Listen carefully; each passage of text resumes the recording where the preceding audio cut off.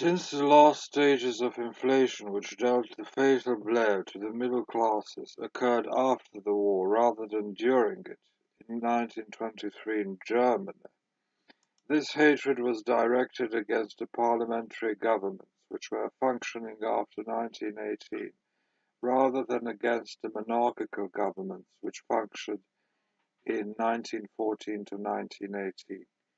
In France and Italy, where the inflation went so far that the franc or lire was reduced permanently to one-fifth of its pre-war value, the hatred of the injured middle classes was directed against the parliamentary regime which had functioned both during and after the war, and against the working class which they felt had profited by their misfortunes. These things were not true in Britain or the United States, where the inflation was brought under control and the monetary unit restored to most of its pre-war value. Even in these countries, prices rose by 200 to 300%, while public debts rose about 1,000%. The economic effects of the war were more complicated. Resources of all kinds, including land, labor, and raw materials, had to be diverted from peacetime purposes to wartime production, or in some cases, resources previously not used at all had to be brought into the productive system. Before the war, the allotment of resources to production had been made by the automatic processes of the price system, labor and raw materials going, for example, to manufacture those goods which were most profitable, rather than to those goods which were most serviceable or socially beneficial or in best taste. In wartime, however, governments had to have certain specific goods for military purposes. They tried to get these goods produced by making them more profitable than non-military goods using the same resources, but they were not always successful. The excess of purchasing power in the hands of consumers caused a great rise in demand for goods of a semi-luxury nature, like white cotton shirts for laborers. This frequently made it more profitable for manufacturers to use cotton for making shirts to sell at high prices than to use it to make explosives.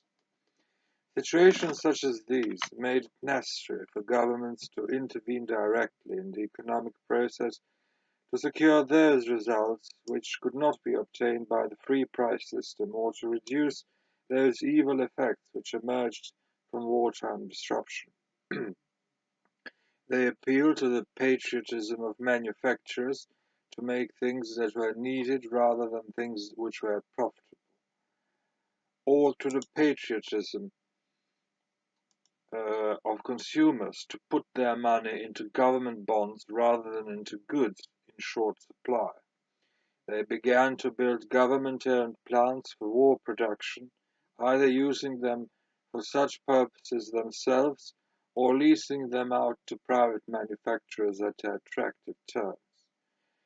They began to ration consumer goods, which were in short supply, like articles of food. They began to monopolize essential raw materials, to allot them to manufacturers who had war contracts, rather than allow them to flow where prices were highest. The materials so treated were generally fuels, steel, rubber, copper, wool, cotton, nitrates, and such, although they varied from country to country, depending upon the supply. Governments began to regulate imports and exports in order to ensure that necessary materials stayed in the country and, above all, did not go to enemy states. This led to the British blockade of Europe, the rationing of exports to neutrals, and complicated negotiations to see that goods in neutral countries were not re-exported to enemy countries. Bribery, bargaining, and even force came into these negotiations, as when the British set quotas on the imports of Holland based on the figures for pre-war years, or cut down necessary shipments of British coal to Sweden until they obtained the concessions they wished regarding sales of Swedish goods to Germany. Shipping and railroad transportation had to be taken over almost completely. In in most countries in order to ensure that an inadequate space for cargo and freight would be used as effectively as possible, that loading and unloading would be speeded up, and that goods essential to the war effort would be shipped earlier and faster than less essential goods. Labour had to be regulated and directed into essential activities. The rapid rise in prices led to demands for raises in wages. This led to a growth and strengthening of labour unions and increasing threats of strikes. There was no guarantee that the wages of essential workers would go up faster than the wages of non-essential workers. Certainly the wages of soldiers, who were the most essential of all, went up very little. Thus there was no guarantee that labour, if left solely to the influence of wage levels, as was usual before 1914, would flow to the occupations where it was most urgently needed. Accordingly, the governments began to intervene in labour problems, seeking to avoid strikes, but also to direct the flow of labour to more essential activities. There were general registrations of men in most countries, at first as part of the draft of men for military service, but later to control services in essential activities. Generally, the right to leave an essential job was restricted, and eventually people were directed into essential jobs from non-essential activities. The high wages and shortage of labour brought into the labour market many persons who would not have been in it in peacetime, such as old persons, youths, clergy, and above all, women. This flow of women from homes into factories or other services had the most profound effect on social life and modes of living, revolutionizing the relations of the sexes, bringing women up to a level of social, legal, and political equality closer than previously to that of men, obtaining for them the right to vote in some countries, the right to own or dispose property in other more backward ones, changing the appearance and costume of women by such innovations as shorter skirts, shorter hair, less frills, and generally a drastic reduction in the amount of clothing they wore. Because of the large number of enterprises involved and the small size of many of them, direct regulation by the government was less likely in the field of agriculture. Here conditions were generally more competitive than in industry, with the result that farm prices had shown a growing tendency to fluctuate more widely than industrial prices. This continued during the war as agricultural regulation was left more completely to the influence of price changes than other parts of the economy. As farm prices soared, farmers became more prosperous than they had been in decades, and sought madly to increase their share of the rain of money by bringing larger and larger amounts of land under cultivation. This was not possible in Europe because of the lack of men, equipment, and fertilizers. But in Canada, the United States, Australia, and South America, land was brought under the plough, which, because of lack of rainfall or its inaccessibility to peacetime markets, should never have been brought under cultivation. In Canada, the increase in wheat acreage was from 9.9 million in the years 1909 to 1913 to 22.1 million in the years 1921 to 25. In the United States, the increase in wheat acreage was from 47 million to 58 million in the same period. Canada increased her share of the world's wheat crop from 14% to 39% in this decade. Farmers went into debt to obtain these lands, and by 1920 were buried under a mountain of mortgages which would have been considered unbearable before 1914, but which in the boom of wartime prosperity and high prices was hardly given a second thought. In Europe such expansion of acreage was not possible, although grasslands were ploughed up in Britain and some other countries. In Europe as a whole, acreage under cultivation declined by 15% for cereals in 1913 to 1919. Livestock numbers were also reduced, swine by 22% and cattle by 7% in 1913 to 1920. Woodlands were cut for fuel when importation of coal was stopped from England, Germany or Poland. Since most of Europe was cut off from Chile, which had been the chief pre-war source of nitrates, or from North America and Germany, which had produced much of the pre-war supply of phosphates, the use of these and other fertilizers was reduced. This resulted in an exhaustion of the soil so great that in some countries like Germany, the soil had not recovered its fertility by 1930. When the German chemist Haber discovered a method of extracting nitrogen from pure air, which made it possible for his country to survive the cutting off of Chilean nitrates, the new supply was used almost entirely to produce explosives, with little left over for fertilizers.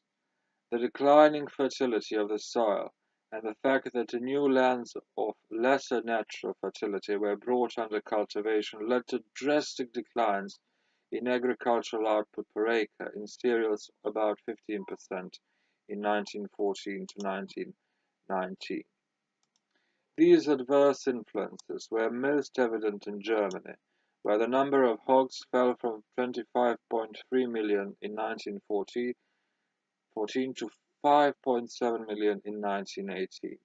The average weight of slaughtered cattle fell from 250 kilos in 1913 to 130 kilos in 1918. The acreage of sugar beets fell from 5,092 1,843 hectares in 1914 to 366,505 hectares in 1919, while the yield of sugar beets per hectare fell from 31,800 kilos in 1914 to 16,350 kilos in 1920. Germany's pre-war imports of about 6.5 million tons of cereals each year ceased, and her home production of these fell by 3 million tons per year. Her pre-war imports of over 2 million tons of oil concentrates and other feed for farm animals stopped. The results of the blockade were devastating. Continued for 9 months after the armistice, it caused the deaths of 800,000 persons, according to Max Seering. In addition, reparations took about 108,000 horses, 205,000 cattle, 426,000 sheep, and 240,000 fowl. More damaging than the reduction in the number of farm animals, which was made up in 6 or 7 years, or the drain on the fertility of the soil, which could be made up in 12 or 15 years, was the disruption of Europe's integration of agricultural production, which was never made up. The blockade of the Central Powers tore the heart out of the pre-war integration. When the war ended, it was impossible to replace this, because there were many new political boundaries. These boundaries were marked by constantly rising tariff restrictions, and the non-European world had increased both its agricultural and industrial output to a point where it was much less dependent on Europe. The heavy casualties, the growing shortages, the slow decline in quality of goods, and the gradual growth of the use of substitutes, as well as the constantly increasing pressure of governments on the activities of their citizens, all these placed a great strain on the morale of the various European peoples. The importance of this question was just as great in the autocratic and semi-democratic countries as it was in the ones with fully democratic and parliamentary regimes. The latter did not generally permit any general elections during the war, but both types required the full support of their peoples in order to maintain their battle lines and economic activities at full effectiveness. At the beginning, The fever of patriotism and national enthusiasm was so great that this was no problem. Ancient and deadly political rivals clasped hands, or even sat in the same cabinet, and pledged a united front to the enemy of their fatherland.